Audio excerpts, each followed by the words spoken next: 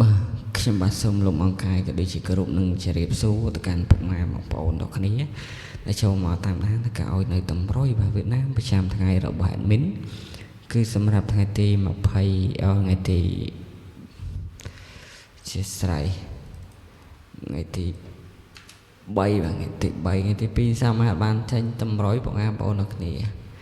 រវល់ពេកបាទរវល់ណាមួយផុសទៅអត់សូវមានពុកម៉ែបងប្អូនមើលអញ្ចឹងឲ្យខ្ជិះផុសទៅពុកម៉ែបងប្អូនទាំងគ្នា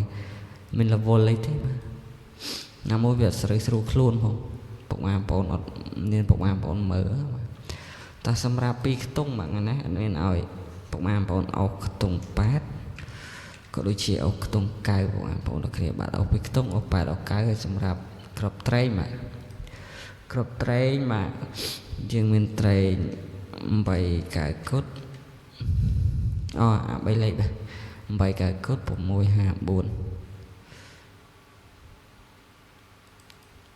ហើយអុកខ្ទង់យើងអុក9អុក8អុក9ខានធ្វើមួយថ្ងៃចាំផ្លេចតោះក្របត្រែងយើងមាន87មិនដាក់ខុស99តោះពុកម៉ែបងប្អូនអាចយកលេខមក4កន្លះក៏ដូចជាមក6កន្លះហើយជិះបែបបងប្អូនហេងដល់គ្នាសូមកុំភ្លេចជួយចុចពាក្យជីវក៏ដូចជា Subscribe បើកនៅថាក៏ដឹងឲ្យ admin ម្នាក់មួយបាទដើម្បីឲ្យ admin មានកម្លាំងចិត្តបាទការផុសវីដេអូតម្រុយថ្មីចេះជូនដល់បងប្អូនដែលទៅកំសាន្តលេងជារៀលថ្ងៃតោះ